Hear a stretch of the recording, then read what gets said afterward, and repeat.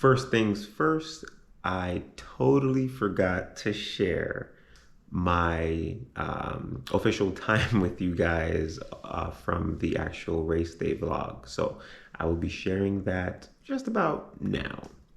Let's look at some official results.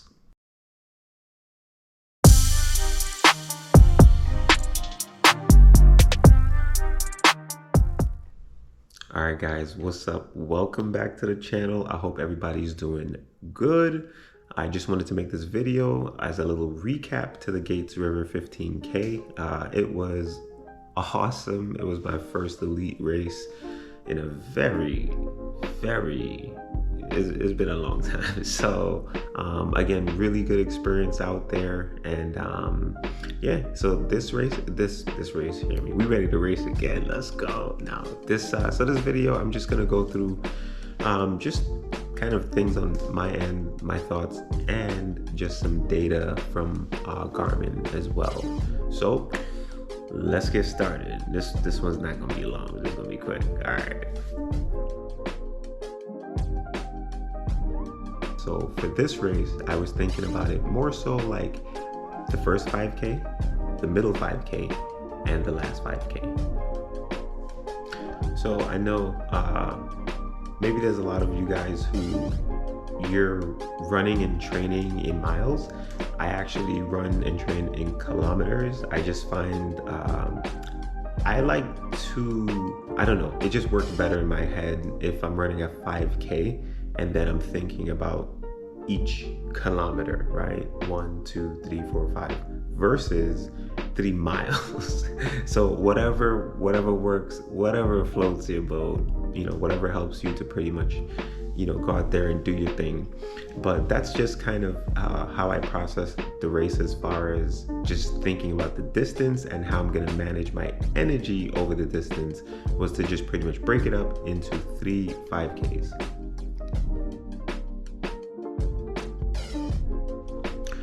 All right, now let's cover nutrition. So as far as nutrition goes, and not nutrition so much pre-race or the night before, that's kind of, you know, you eat what you normally would eat maybe before a monster workout, or, you know, before your workout. So if it's pasta, have pasta. If it's pizza, have pizza. Whatever, rice, right? Just kind of keep to what your body is used to. Don't go trying new foods the night before a big event.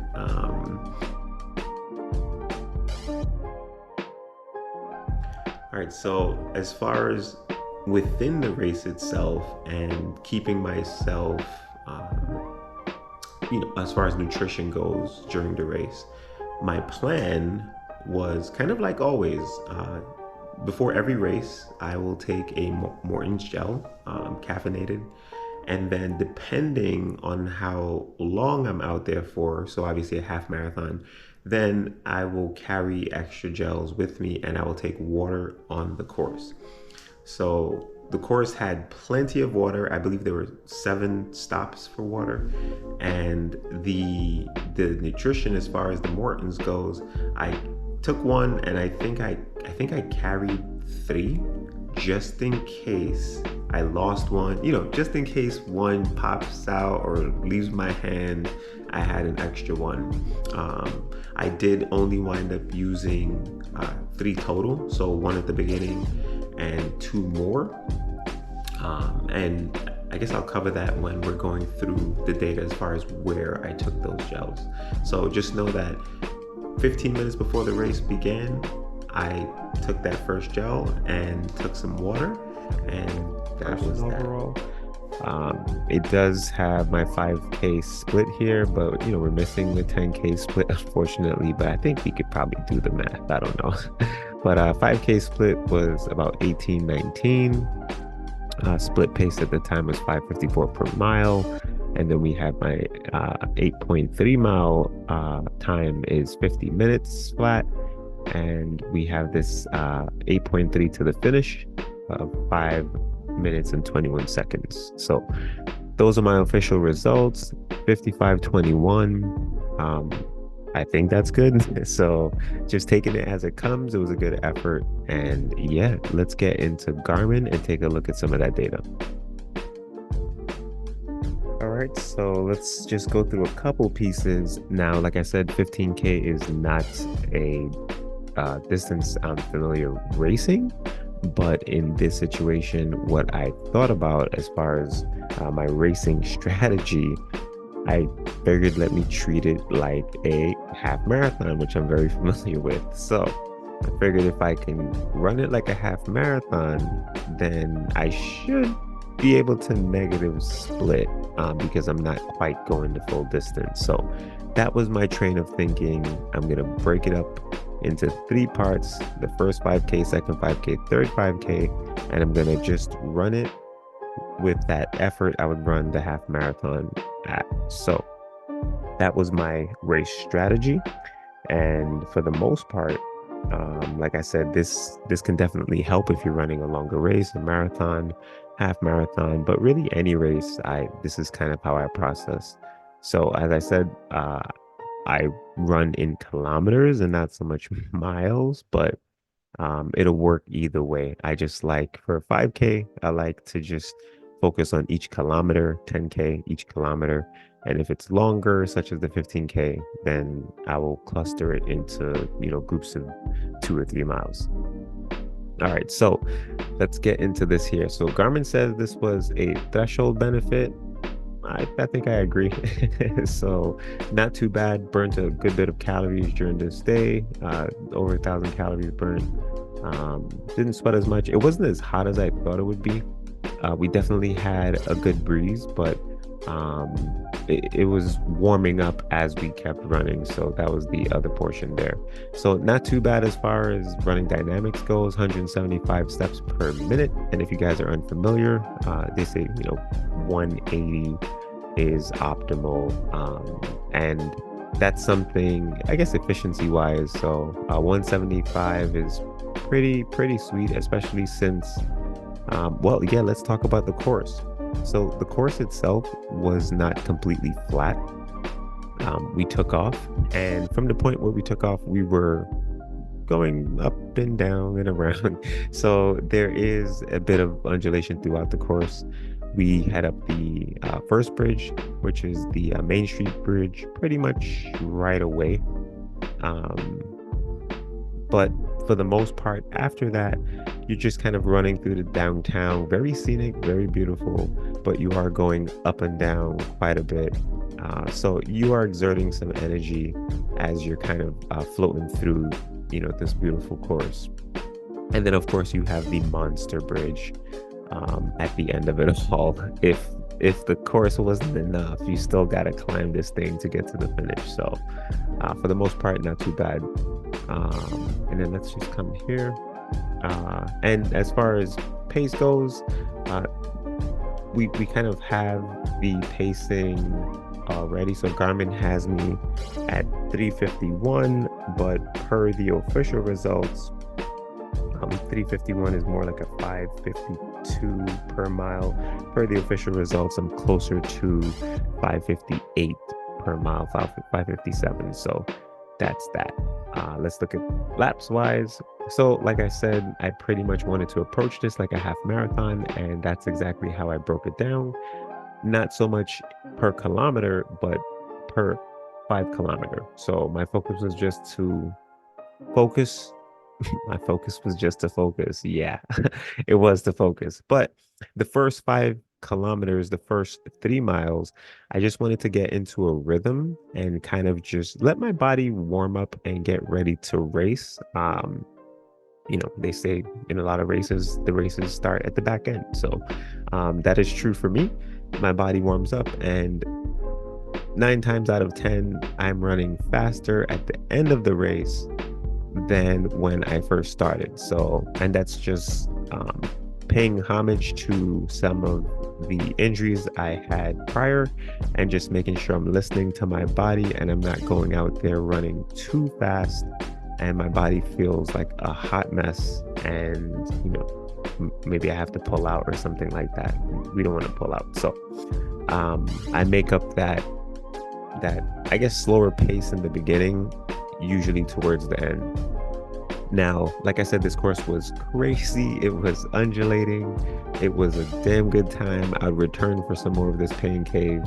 And the other thing too, I wanted to note, this is the first time I was doing the course, and if it's the first time you're doing a course, sometimes you're not too familiar. So, for me, I feel after doing the course and experiencing it and knowing where those points are, where we're going up, we're going down, and kind of feeling the course out, I can approach it maybe a little bit faster also next time. So that's another just thing to note. And hopefully you guys come out there and I'll see you out there running too. I'm giving you all the insider tips right now for next year. So planning on going back next year. Definitely a good event. So like I said, first five first 5K, first 3 miles, I'm just focused on getting comfortable. Just me, myself being smooth, even though there's a pack of guys around me, I'm not really paying attention to them at this time. I'm just more so just about just feeling my body and seeing where it is. I did wind up getting into a nice pack, and we were able to run pretty steady efforts throughout. Um, I had a little debacle at the end here, around the last couple kilometers, but for the most part throughout the race, it was pretty good. So when I reached kilometer 5, I pulled out my first gel. So I took my first gel around 5 and 5.5. So around three, uh, a little over 3 miles, I took my first gel. And as I stated before, there were water stops pretty much everywhere. Throughout the course, it felt there was enough water. I can see this course getting very hot on certain years, and just being that much more difficult. So a lot of water stops, and I didn't realize something, and I guess because we're all learning something every time we go out there and race, or every time we do a hard training session. But for me, my biggest thing here, which I guess I'll share it closer to the end, but I couldn't believe it. But yeah, we'll when we get closer to the back end of these kilometers here. So like I said, first 3 miles just smooth, just getting into rhythm. The second 3 miles, I just wanted to keep the rhythm. The effort felt good, even with the undulation going up and down. So I just wanted to stay present, stay competitive, and work together with the pack that I was in to just kind of, just carry the work. A lot of good camaraderie and fellow runners out there really just pushing each other. So it was a very cool environment to run in. So second 5K, once I completed, once I completed my second 5K, so we're getting around pretty much 10K now. We're getting into the 6 mile range. I pulled out my second gel. So this is where I took my last gel. So if you remember, I said I took one at the beginning, 15 minutes before, with some water, just to kind of preload. I took one at 5, about 5.5 kilometers, and I took one at 10. Okay, and that was pretty much it for the gels. So I had one left over, coming to the end of the race. Now, the other thing I just want to tell you, because I'm pretty sure you're looking at my splits and they're all in kilometers, and you're probably maybe not familiar with that. So just to give you a little bit of insight, let's see, let's just do this. So 318 per kilometer is about 519 per mile pace. So that looks like the fastest kilometer I had. And the slowest kilometer I had, which is 356, that's more so around 620 pace. That's where I had the debacle. 349, we're getting down to 609, and 335, 334, 338, those paces there, we're kind of in the 547, 545, 541 range. So that just to give you an idea as far as the kilometers and miles and stuff. Average heart rate was pretty good. Now, this is I would say this is high for for me, but I know I was going up and down quite a bit. So the heart rate makes sense here. But I think at this pace, on a, running this speed 545, 550 and stuff like that, even low 6 minutes, my heart rate would be maybe 20 beats lower. Um, 15 beats lower, something like that. So again, know your data. It helps you, you should study your data after you do training sessions and everything. So it really gives you perspective on how the day went. So very even, steady heart rate. So I know my effort was pretty solid for the most part. Now the second gel had been taken, and the sorry. Yep, the second gel had been taken, so around 6.2 miles, I pulled that gel out and I took the gel. Now, remember I had mentioned that there were tons of water stops. Guys, this was the most difficult thing for me to comprehend at the end of the race. So part of my debacle, right here, you can see like kilometer 13 and 14, where I'm really gearing up to finish the race. I sort of slowed down here a bit, and that had to do, one, with the 7th mile being an interesting mile, two, obviously the big climb that's coming at the end, and three, my left hamstring area kind of felt a little bit like a tightening, not so much tightening like pull, but it felt like almost like the beginning of a Charlie horse, and I just wasn't sure exactly what it was. I wasn't sure if that was going to be something more serious or something, that would just pass. But since it didn't go away when I started climbing and finishing, we finished mile 7 and then we started climbing.